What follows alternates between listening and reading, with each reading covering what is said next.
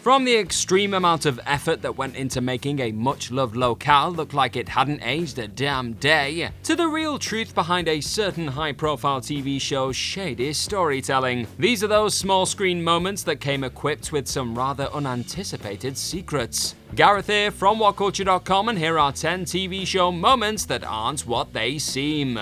Number 10. Cole Sprouse being cold led to that cliffhanger. Riverdale. Fans of supernatural horror drama Riverdale were no doubt left chewing away at what remained of their fingernails as Season 3 came to its chilling conclusion, with Archie, Betty and Veronica all standing around a fire in their underwear as they threw Jughead Jones' beanie onto the flames. It may come as a surprise to hear that this hint at Jughead being very much dead and gone wasn't actually a part of the plan from the get-go though. In fact, whilst talking to TV Line back in 2019, KJ Apa would note that this entire shocking tease of a grisly fate for Cole Sprouse's character came about due to the latter actor actually being a touch too cool to film the sequence in question. As co-star Lily Reinhart would also add, it was scripted all four of us and he was like, I don't want to do it, so he didn't. That being said, it is worth noting that the show's writers were weighing up the possibility of Jughead potentially being absent in this fateful scene heading into the shooting of the scripted moment. But poor old Cole being too cold was just like the final straw, as Camila Mendes put it.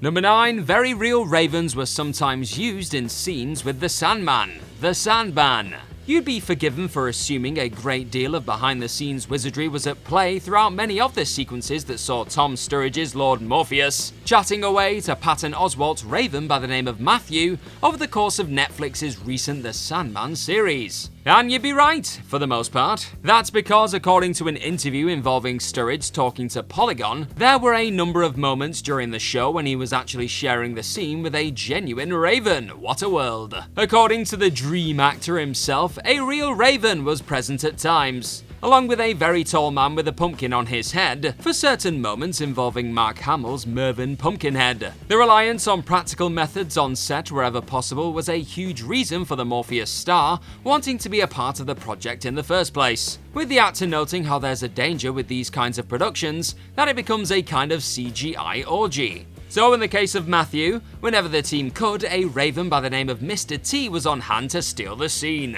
with an actor on set providing his voice on the day. Number 8. The RV had to be recreated from scratch. Better Call Saul. While it had already been announced that both Bryan Cranston and Aaron Paul would be making their highly anticipated comeback to the Breaking Bad sphere in the final season of Better Call Saul, what hadn't been revealed was the return of another iconic character of sorts, that being the pair's infamous RV meth lab. However, there was actually one rather unexpected problem heading into the moment that would see Walter White, Jesse Pinkman and Saul Goodman reunite within the unmistakable vehicle, as set decorator Ashley Marsh discovered very quickly upon returning to the crystal ship that had been stored away in the Sony lot for a few years. The entire interior of the legendary RV had been gutted. So in order to ensure the gutted RV accurately resembled the interior of the OG Breaking Bad mobile meth lab, Marsh told Variety she religiously rewatched Breaking Bad and took 8,000 screen grabs in her quest to recreate its look for Better Call Saul. So next time you take in this glorious cameo run, do so with the knowledge of every item you see within being brand spanking new, with every beaker, flask and seat being sourced purely for the purpose of these scenes. Number 7. Emilia Clarke made her own Valerian monologue up. Game of Thrones. You can only imagine how difficult making up an entire speech on your own must be during the shooting of a high-pressure television scene. Now take that stress and multiply it by 1,000,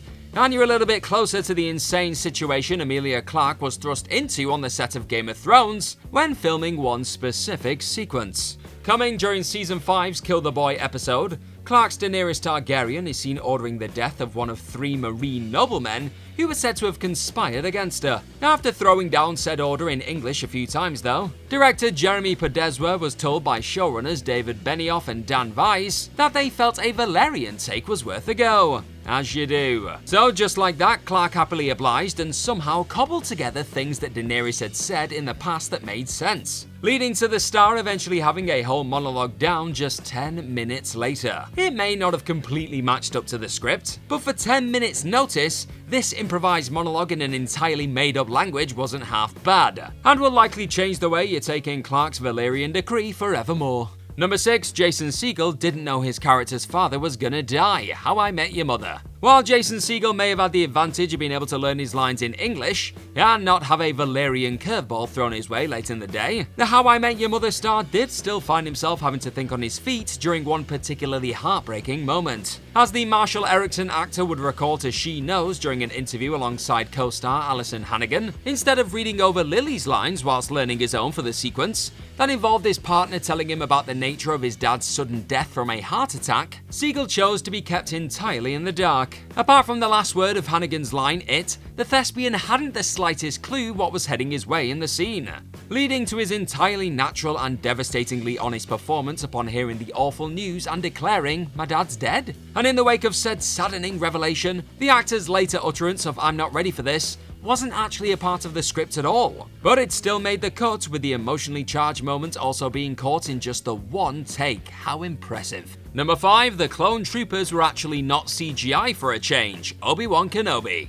It's become pretty common knowledge that every single clone trooper present during the final 2 entries in the Star Wars prequel trilogy were made up entirely from CGI, meaning that there was never a single practical clone present on screen throughout the flicks. However, Disney Plus's recent Obi-Wan Kenobi series finally changed all that, with many not even spotting the fact that the Order 66 flashback sequences seen during the 6-part show involved the first ever practical clone troopers taking down the Jedi Order. Whereas the Book of Boba Fett appeared to once again go digital with its 501st Legion troops, Obi-Wan Kenobi brought the real deal to the party, with behind-the-scenes images showcasing Hayden Christensen very much hanging out with the clones between takes. Said clones were also played by members of the real-life 501st Legion charity organization, who specialize in creating highly accurate recreations of Star Wars costumes, with said group also lending their talents and outfits when stormtroopers were required throughout the series too. What a special moment, before all the youngling killing. Number 4, fake feet helped Hopper grace the snow. Stranger Things. It's not too difficult to see why the folks behind Netflix's Stranger Things utilized a rather inspired piece of practical trickery when asking David Harbour's toes to grace the snowy terrain during the show's recent 4th season. As seen in a behind-the-scenes clip showing what went into the sequence that involved Hopper escaping from the Russian prison, Harbour can be spotted wearing what appears to be big prosthetic feet while seated on a snowmobile. Asking the star to brave the cold and legitimately go barefoot in such a chilly locale would have likely left them with one seriously frostbitten talent. So these rubber hobbit feet were no doubt worth their weight in gold when all was said and done, and provided the unnoticeable foundation for Hopper's great escape. Elsewhere, the actor also sported another easily missed prosthetic during the latest season, with Harbour being fitted with a fuller Hopper face for the flashback sequences of his apparent death in Season 3. As the star himself put it, the results speak for themselves. Number 3, perspective inspiration was taken from the films. The Rings of Power. Peter Jackson's The Lord of the Rings trilogy showed what marvels could be achieved on the big screen via the wonders of forced perspective. And following in the sizable footsteps of those hobbits and wizards who came before them, the team behind Amazon's recent The Rings of Power series also relied on this brilliant piece of camera trickery for a number of the show's most mesmerizing beats. While admittedly and understandably still using the odd piece of visual effect trickery to make certain characters seem a little smaller or bigger than they were in reality, there was actually a specific moment director Wayne Chi Yip recalled that contained absolutely no tinkering at all. Coming during episode 5, Partings, the director would note that a conversation between Nori and the stranger at the beginning of that chapter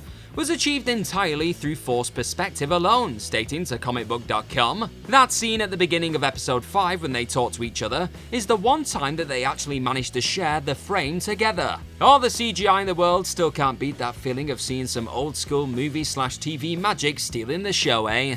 Number 2, She-Hulk was played by a dude late on. She-Hulk. It turns out you won't like him when he's angry after all. That's because despite very much being brought to life by the brilliant Tatiana Maslany, with a little CGI assistance of course, and the towering Malia Araya as an on-set reference for the hulking hero herself, She-Hulk was actually played by a dude at one point during the show's season finale, coming during the hilarious throwback sequence that sees the show pay homage to the 1970s The Incredible Hulk TV series. Instead of throwing Araya into the CGI-less scenario, none other than pro bodybuilder Devon Lewis was painted green and given a wig for the opening. And as Lewis himself would note in a TikTok post revealing behind-the-scenes footage of him She-Hulk smashing on set, just about nobody watching on had any idea Jennifer Walters' alter ego was being brought to life by a man in this particularly brilliant spin on that classic Marvel intro. So the next time you take this MCU series for a spin, keep an eye out for Lewis going full Lou Ferrigno during a balmy savage She-Hulk sequence.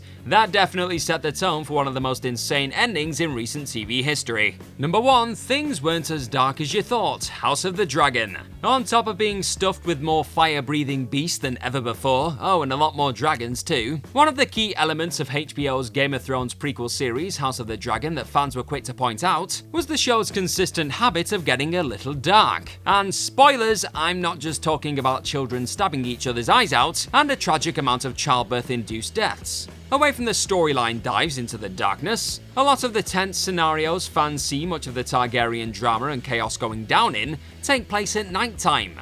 Or so it may seem. In reality, the likes of the Driftmark episode in Season 1 in particular were actually captured on film during the day and altered in post-production, leading to a rather odd-looking grey colouring at times, and some fans even complaining about the episode itself being borderline unwatchable due to its lighting choices. Whether due to wanting to keep costs down a touch, with shooting day for night being somewhat cheaper than the real deal, or because of showrunner Miguel Sapochnik's hatred of night shoots post-Game of Thrones The Long Night episode, the decision was made to steer clear of a legit night shoot in the end. And that likely explains why things felt a little off visually during an otherwise stellar episode of TV. And that's our list. Know of any other TV moments that aren't what they seem? Let us know all about them in the comments section right down below, and do not forget to like, share, and click on that subscribe button while you're at it. Also, if you like this kind of thing, then head on over to whatculture.com and find some more incredible articles just like the one this video you're watching right now is based on. I've been Gareth from whatculture.com. Thank you as always for clicking on this lovely video today. Hopefully I'll see you very, very soon, but in the meantime, just be good to yourself. Bye bye!